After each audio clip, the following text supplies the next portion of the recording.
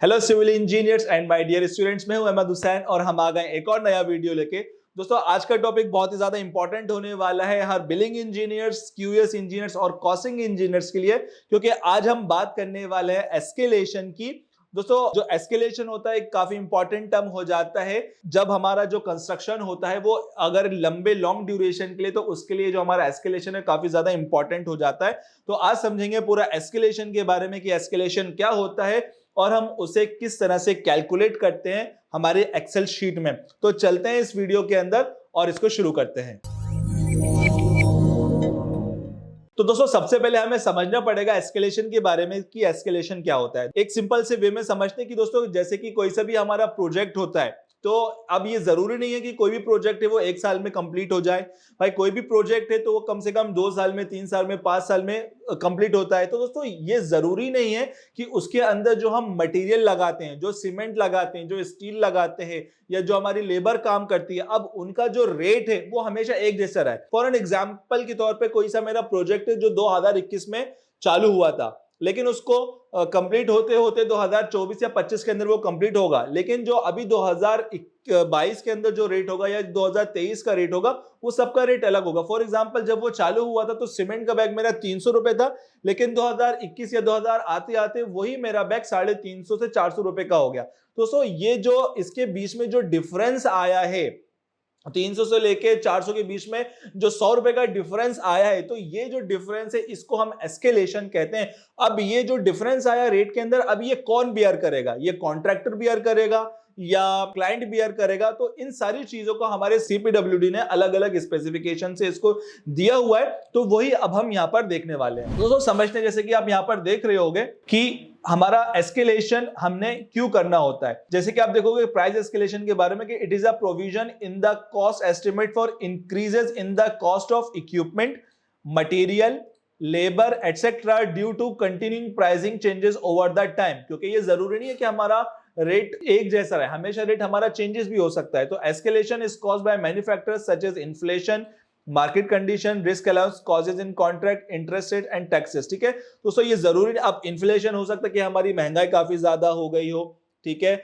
या हमारे market condition के अंदर बहुत ज्यादा फ्लक्चुएशन आ गए, तो उसके लिए भी जो हमारा रेट्स हैं वो हमारे चेंज हो सकते हैं। तो दोस्तों, ये जो एस्केलेशन का रेट है ये आपके कॉन्ट्रैक्ट के अंदर भी यहां पर होता है। तो ये आपको, लेकिन जब आप कॉन्ट्रैक्ट पढ़ेंगे तो काफी ज्यादा आपको ध्यान से पढ़ना है कि उसके अंदर आपका जो एस्केलेशन का टर्म है वो यहाँ पर क्लाइंट ने दिया है कि नहीं, ये बहुत जरूरी है। अगर उसने एस्केलेशन दिया होगा तो ही आपको यहाँ पर एस्केलेशन मिलेगा, नहीं वरना आपको यहाँ पर एस्केलेशन नहीं मिलने वाला। तो दोस्तों, अब जो हम एस्केलेशन करते हैं वो मेनली हम 5 से 6 चीजों के लिए एस्केलेशन करा जाता है। जैसे कि सबसे पहले आप देखेंगे application for a price adjustment formula for price escalation की। एक हमारा प्राइस एस्केलेशन का एक फॉर्मूला होता है जो कि हमारा सीपीडब्ल्यूडी ने हमें एक फॉर्मूला दिया है।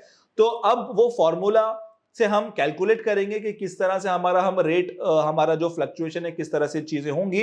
तो सबसे पहले किन किन चीजों में आप एस्केलेशन करते हो वो हम सबसे पहले देखते हैं। तो यहाँ पर सबसे पहले आप देखोगे कि यहाँ पर लिखा है एडजस्टमेंट फॉर लेबर कंपोनेंट, यानी कि हम यहाँ लेबर के लिए एस्केलेशन कर सकते हैं, सीमेंट के लिए एस्केलेशन कर सकते हैं, स्टील है हमारा, पीओएल, यानी कि दोस्तों पीओएल मतलब हमारा जो पेट्रोलियम, ऑयल एंड ल्यूब्रिकेंट, इसके लिए भी आप एस्केलेशन कर सकते हो। और एक लास्ट में दोस्तों की एडजस्टमेंट फॉर अदर मटेरियल, यानी कि अगर आपको और भी दूसरी टर्म के लिए एस्केलेशन करना है तो वो सारी इन चारों को हटा के जितनी भी दूसरे मटेरियल होंगे वो आपके अदर मटेरियल के अंदर कंसिडर होंगे। तो दोस्तों, यहां पर एक फॉर्मूला हमारा आ जाता है एस्केलेशन के लिए। तो सबसे पहले हम वो फॉर्मूला देखते हैं कि हमारा फॉर्मूला क्या होगा। जैसे कि आप देखोगे एडजस्टमेंट फॉर लेबर कंपोनेंट के बारे में हम देखें कि price adjustment due to an increase और डिक्रीज। दोस्तों, ये जरूरी नहीं है कि आपका एस्केलेशन हो सकता है कि आपका जो प्राइस है वो डी एस्केलेशन, यानी कि आपका प्राइस कम भी हो सकता है ना, with the help of this formula. तो ये अगर बढ़ेगा तो हम इसको एस्केलेशन बोलेंगे, और अगर माइनस में जाएगा तो हम उसको डी एस्केलेशन भी बोलेंगे।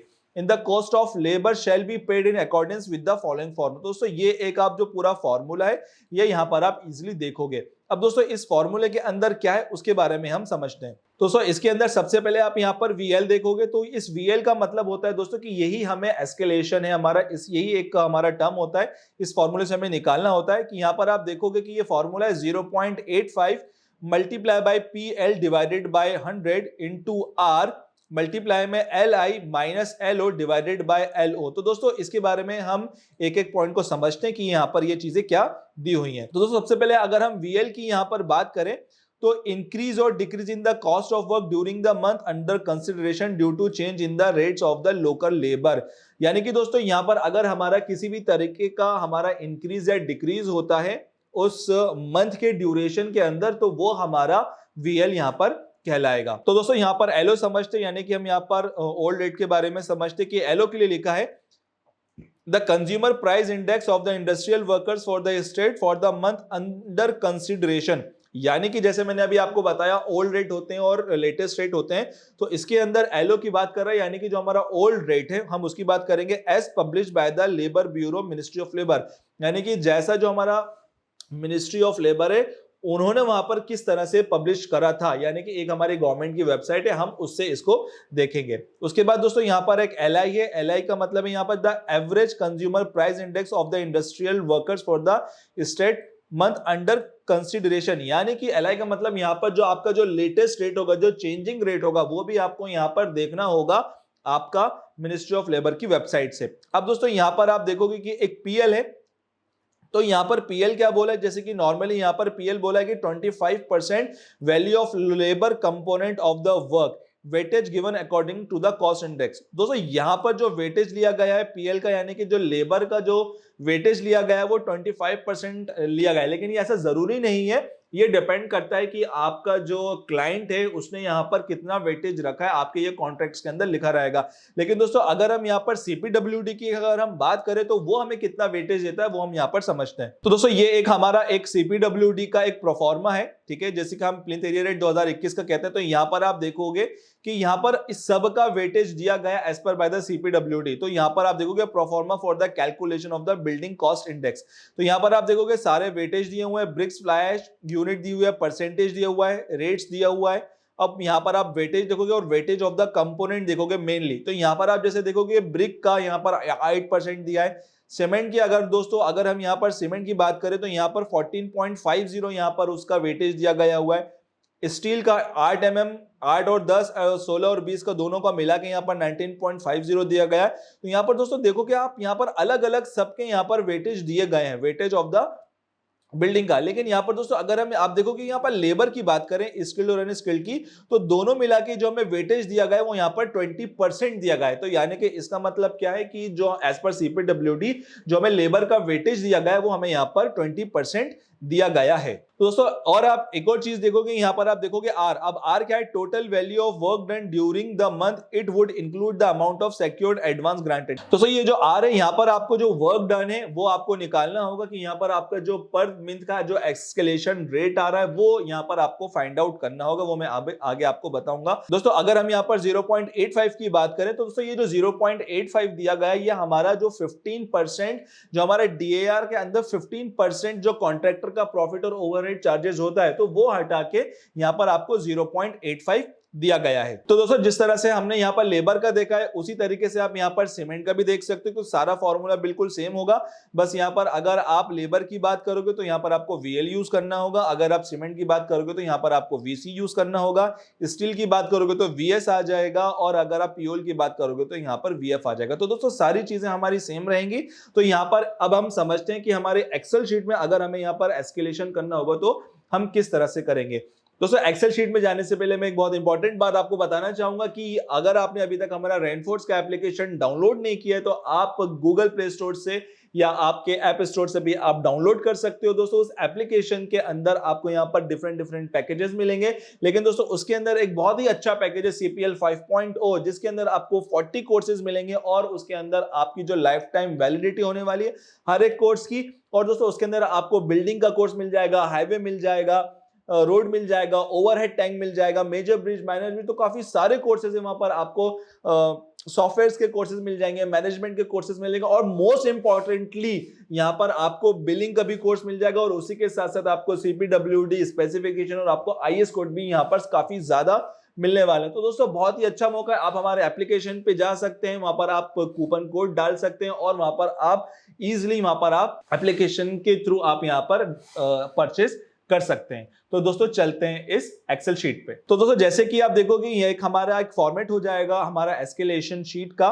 तो यहाँ पर आप देखोगे सबसे पहले यहाँ पर आपको एक सीरियल नंबर मिलेगा, ठीक है। उसके बाद यहाँ पर आपको आरए बिल नंबर मिलेगा, यानी कि अगर आप आरए आपके अलग अलग आप आरए हो सकते हैं। आपका यहाँ पर जो आरए है वो आपका हर मंथ के लिए आपको यहाँ पर एस्केलेशन करना होगा। तो जैसे कि आप देखोगे सबसे पहले ये मेरा पीरियड ऑफ आरए बिल है। एक मेरा दो तरह के हमारे फॉर्मेट होते हैं एस्केलेशन में।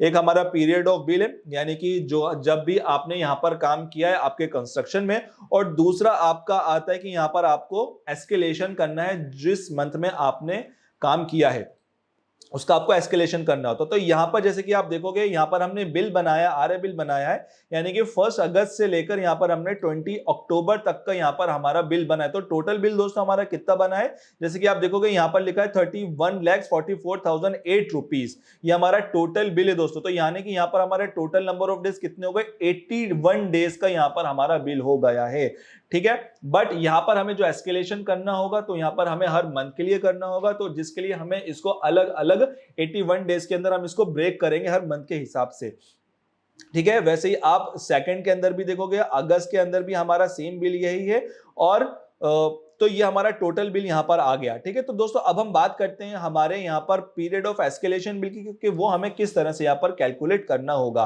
कि यहां पर हम सबसे पहले चलते हैं कि फ्रॉम, अब हमें कहां से कहां तक करना है, जैसे कि अगस्त था तो दोस्तों यहां पर आप क्या करोगे, यहां पर आपको अगस्त से लेकर, तो ये भी मेरा 2022 में ही होगा, ठीक है। अगस्त से लेकर आपको 20 अक्टूबर का है, तो बट यहां पर दोस्तों पहले आपको जून जुलाई, पहले आपको पूरा अगस्त में यानी कि 1 अगस्त से लेकर आपको 31 अगस्त तक करना होगा। तो यहां पर हम 31 ऑफ अगस्त लिख देंगे यहां पर, और 2022, ठीक है।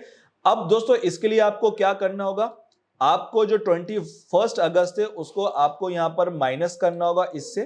ये आपका 30 डेज आ गया, लेकिन आपको यहां पर एक +1 भी करना होगा, ताकि आपका जो डेज है हम सही से उसको अलग ब्रेक थ्रू में कर सके। तो ये मेरा 31 डेज आ गया, ठीक है। उसके बाद यहां पर हमारा अगस्त का हो जाएगा, फिर उसके बाद हम बात करते हैं, और यही चीज हमें अक्टूबर तक करनी होगी। अब हम बात करते हैं सितंबर की। तो यहां पर हम डालेंगे डेट हमारी 1 सितंबर से लेकर 1 सितंबर 2022 से लेकर यहां पर आपको डालनी होगी 30 तारीख तक, यानी कि 30 सितंबर 2022 तक, ठीक है। अगेन आपको यही चीज आप यहां पर ड्रैग कर दोगे तो ये आपका 30 डेज हो जाएगा। अब हमारे दोस्तों कितने दिन बचे, अब यहां पर हमें अक्टूबर तक करना है, तो अगेन यहां पर हम क्या करेंगे, यहां पर हमें डालना होगा 1 अक्टूबर से लेकर 20 अक्टूबर तक 2022, ठीक है। तो दोस्तों इसको भी हम यहां पर ब्रेक कर देंगे। तो अब आप देखोगे यहां पर कि यहां पर हमारी जो बिलिंग हो रही थी वो हमारी टोटल 81 डेज की थी, लेकिन बट यहां पर हमें अलग ब्रेक थ्रू के अंदर करना होगा, ताकि आखिरी में आप ये जो सम देखोगे यहां पर आपको ये 81 दिख जाएगा। इसका मतलब क्या है, यहां पर हमने इस सारों का अब हमें यहां पर एस्केलेशन करना होगा।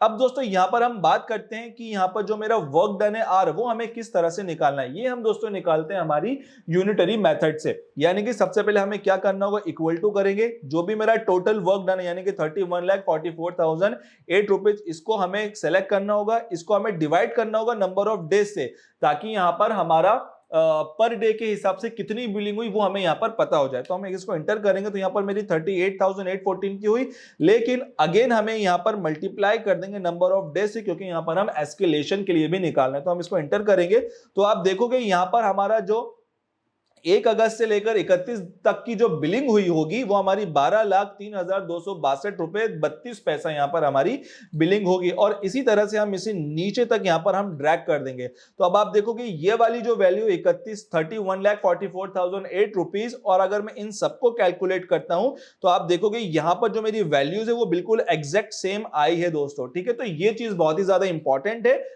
यही हमारा मेन चीज होता है। अब दोस्तों यहां पर सबसे पहले हम बात करते हैं, दोस्तों यहां पर आपके सारे जो भी आपका लेटेस्ट रेट है वो आपको लेना होगा, और यहां पर आपको सबसे पहले ओल्ड रेट्स लेना होगा। तो दोस्तों ये जो रेट्स है ये हमें लेना होगा, हमारी एक वेबसाइट है जो कि हमारी ministry of government of India से है। तो यहां पर हम चलेंगे हमारी वेबसाइट पर। दोस्तों जैसे कि आप देखोगे कि इस वेबसाइट का नाम है इकोनॉमिकल एडवाइजरी ऑफ इंडिया, ठीक है। तो यहां से आप पूरा जो एस्केलेशन है वो आप कर सकते हो। तो यहां पर आपको सबसे पहले नीचे जाना होगा। तो दोस्तों हमेशा याद रखिएगा कि जो भी मेरी इकोनॉमिकल एडवाइजरी ऑफ इंडिया है वो हमेशा हमारी 6 महीने से लेकर 12 महीने तक के अंदर अपडेट हो जाती है। तो यहां पर हमें जो एस्केलेशन करना है वो 2022 का करना है, ठीक है, मंथली देखना है और यहाँ पर हम डालेंगे क्लिक टू सर्च डाटा। तो दोस्तों ये आने के बाद सबसे पहले आपको यहाँ पर देखोगे आप तो यहाँ पर आपको सारी चीजें यहाँ पर मिल जाएंगी जितना भी हमारा है। तो यहाँ पर आपको कंट्रोल F डालेंगे और यहाँ पर आपको डालना होगा ऑर्डिनरी पोर्टलैंड सीमेंट। ठीक है, जैसे कि आप देखोगे आ गया तो आप इस पे क्लिक करोगे। तो दोस्तों जैसे कि आप देखोगे इस वेबसाइट के अंदर आप अलग अलग चीजें देख रहे होगे कि यहाँ पर आप देखोगे मंथली होलसेल प्राइस इंडेक्स देखोगे, उसके बाद आप देखोगे नेम ऑफ कमोडिटी। अब नेम ऑफ कमोडिटी के अंदर आप देखोगे हमारा ऑर्डिनरी पोर्टलैंड सीमेंट का है। ठीक है, तो दोस्तों यहाँ पर जैसे कि बेस ईयर दिया हुआ है 2011 से 12 का और यहाँ पर आप 100 देखोगे। तो दोस्तों यहाँ पर जो 100 दिया गया है ये आपको एज अ बेस ईयर लेना होगा। आप इसको इस तरह से समझ सकते हो कि जो आपकी जो 100 दिया गया है वो आपका, अगर आपका काम स्टार्ट हुआ है फॉर एग्जांपल अगस्त में और अगस्त के अंदर आपकी जो सीमेंट बैग थी वो 300 थी, तो उसी के हिसाब से यहाँ पर हर मंथ के अंदर चेंजेस आपको देखने को मिलेंगे। तो यही सारे जो आप टर्म्स देखोगे, जो भी वैल्यूज देखोगे, यही सारी वैल्यूज हमें उस एक्सेल शीट के अंदर यहाँ पर हमें करनी होंगी। तो दोस्तों जैसे कि आप देखोगे यहाँ पर जो हमारे ओल्ड रेट्स थे, तो यहाँ पर हमारा कब हुआ था, अगस्त के अंदर यहाँ पर हमारी चीजें स्टार्ट हुई थी। तो यहाँ पर अगर हम अगस्त के अंदर रेट देखें तो अगस्त के अंदर जो मेरे रेट थे दोस्तों वो कितना था 133.8। तो इसी को हम यहाँ से कॉपी करेंगे और ओल्ड रेट्स के अंदर हम डाल देंगे। और अब दोस्तों जो ओल्ड रेट है ये हमेशा हमारे यहाँ पर सेम रहेंगे। ठीक है, अब हमें यहाँ पर चेंजेस का आना है क्योंकि हमें हर मंथ के हिसाब से देखना है। तो अगर हम यहाँ पर लेटेस्ट रेट देखेंगे तो जब आप देखोगे कि यहाँ पर हमें अगस्त में ही करना है तो ये वाला जो रेट है हमारा अगस्त का ये तो सेम ही हो जाएगा, इसको मैं ये तो हमारा सेम ही हो जाएगा। ठीक है, और उसके बाद अगर आप यहाँ पर सितंबर का रेट देखोगे तो यहाँ पर आपको सितंबर का रेट लेना है, जो कि आप देखोगे थोड़ा सा ज्यादा हो गया, तो इसको मैं यहाँ पर कॉपी करूंगा और यहाँ पर पेस्ट कर दूंगा। और इन द सेम में यहाँ पर अगर हम अक्टूबर की बात करेंगे तो अक्टूबर का भी यहाँ पर थोड़ा सा उससे कम, थोड़ा सा ज्यादा हो गया, तो यहाँ पर हम उसके कॉपी करेंगे और यहाँ पर हम पेस्ट कर देंगे। तो यहाँ पर हमारा जो लेटेस्ट रेट था वो हमने यहाँ पर कॉपी और पेस्ट कर दिया। अब हम इसी को यहाँ पर हम अब उस फॉर्मूले के अंदर लगा देंगे जो भी हमारा फॉर्मूला था। तो यहाँ पर हम इक्वल टू करेंगे 0.85 लेंगे, मल्टीप्लाई करेंगे यहाँ पर हम R। अब दोस्तों जो मेरा R है वो मेरा क्या हो जाएगा, जो आप ये वर्क डन देख रहे हो ये मेरा R हो जाएगा। तो इसे हमें यहाँ पर सेलेक्ट करना होगा।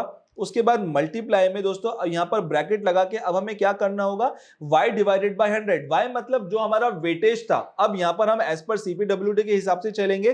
तो सीमेंट की अगर हम ऑर्डिनरी पोर्टलैंड सीमेंट की हम बात करें तो यहाँ पर जो मेरा वेटेज था वो 14.50 था। तो यहाँ पर हम इसी तरह से यहाँ पर हम क्या करेंगे, इसका 14.50 कर देंगे और डिवाइडेड बाय इसको हम 100 कर देंगे। इसको हम 14.50 करेंगे और डिवाइडेड बाय यहाँ पर हम 100 कर देंगे। ठीक है, उसके बाद दोस्तों आपको क्या करना है, यहाँ पर मल्टीप्लाई करना है, डबल ब्रैकेट लगाएंगे हम।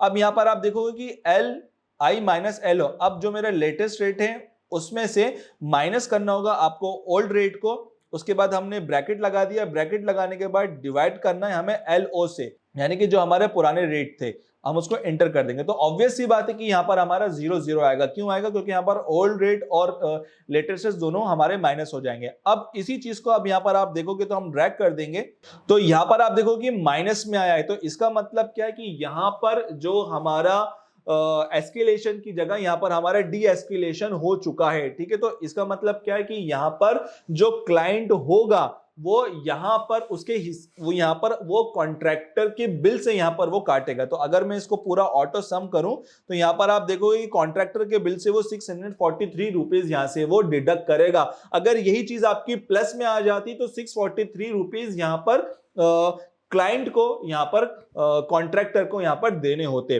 दोस्तों इसी तरह से यहाँ पर हमें एस्केलेशन या आपको डी एस्केलेशन करना होता है। मेन चीज बहुत जरूरी से आपको याद रखना होता है कि ये आपको आपके कॉन्ट्रैक्ट है उसके अंदर आपको देखना होता है कि आपका एस्केलेशन है कि नहीं। अगर आपका नहीं है तो आपको उस हिसाब से फिर सारी चीजों को मैनेज करना होगा। तो आई होप आपको काफी सही ये वीडियो लगा होगा, काफी अच्छा लगा और काफी कुछ आपने इस वीडियो से सीखा होगा। तो इस वीडियो को दोस्तों यहीं रखते हैं, मिलेंगे नेक्स्ट वीडियो में बहुत जल्द। अगर दोस्तों आपको वीडियो अच्छा लगा हो तो इस वीडियो को लाइक करें, हमारे चैनल को सब्सक्राइब करें और इस वीडियो को शेयर करें। बहुत बहुत शुक्रिया।